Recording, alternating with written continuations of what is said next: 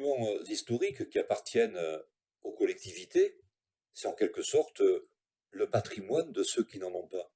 Dans l'absolu, vendre un monument classé monument historique au privé n'est pas toujours condamnable, mais il faut sortir de l'absolu pour entrer dans le contexte. C'est quoi le contexte à Bordeaux par rapport à ce qui nous intéresse, la vente par la ville aux enchères de l'hôtel de Ragueneau? Eh bien, c'est un contexte d'une ville riche, d'une ville qui se permet de dépenser des millions, des dizaines de millions d'euros pour des opérations de prestige. Encore pire, de les dépenser en laissant faire des dépassements inacceptables. Je pense à la Cité du Vin, 55 millions d'euros, le projet d'origine. Nous arrivons aujourd'hui, alors que l'ouvrage n'est pas encore livré, à 81 millions d'euros, c'est-à-dire un dépassement de 26 millions d'euros.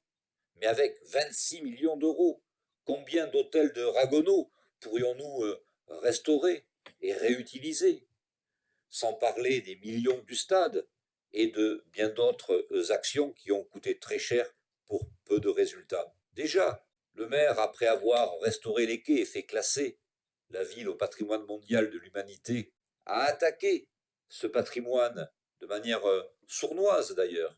Souvenons-nous, dans les années 2008, 2007-2008, de la destruction du pont du Pertuis, ce fleuron de l'architecture industrielle de la fin du XIXe siècle, ce pont qui a permis au bassin à flot d'être inclus dans le périmètre de classement à l'UNESCO, est bien détruit à la demande du maire de Bordeaux. Rappelons-nous de la tentative de destruction des écluses et de l'entrée des bassins à flot, la tentative aussi de laisser bâtir, là, dans les prochains mois, une tour de 60 mètres de haut, de 16 étages sur l'îlot de Sieur, en plein cœur, justement, des bassins à flot, donc du périmètre de classement à l'UNESCO.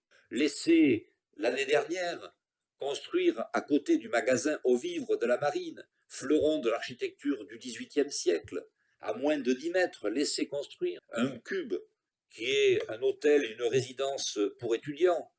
Il en faut, mais il y avait des dizaines d'hectares à côté pour pouvoir le faire de manière sereine et sans abîmer la structure même du magasin aux vivres de la marine. Eh bien, l'hôtel de Ragueneau, c'est la même chose. C'est notre propriété, c'est la propriété des Bordelaises et des Bordelais. C'est un hôtel emblématique, un monument historique emblématique que des générations de Bordelaises et de Bordelais connaissent, que des générations d'étudiantes et d'étudiants connaissent aussi, puisque c'était les archives municipales.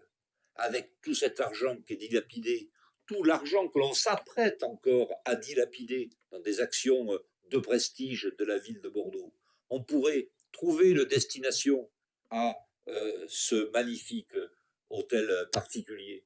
Je pense par exemple à une résidence d'artistes. On veut en faire une actuellement au cœur du Grand Parc, dans une ancienne annexe d'un lycée, un bâtiment qui n'a aucun intérêt architectural.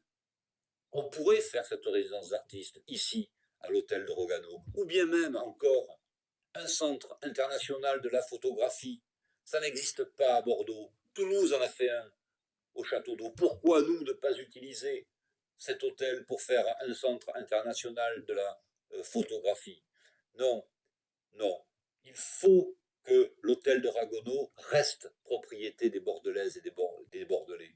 Non, il faut que nous empêchions la ville de vendre ce magnifique fleuron de l'architecture du XVIIe siècle. On peut en faire quelque chose à la hauteur de la qualité architecturale de ce site extraordinaire. Non, ne laissons pas faire le maire de Bordeaux. Ne laissons pas faire le maire de Bordeaux. Il faut que ce magnifique hôtel reste notre propriété. C'est notre patrimoine. C'est à nous. On ne peut pas nous l'enlever, on ne peut pas le brader à la promotion immobilière.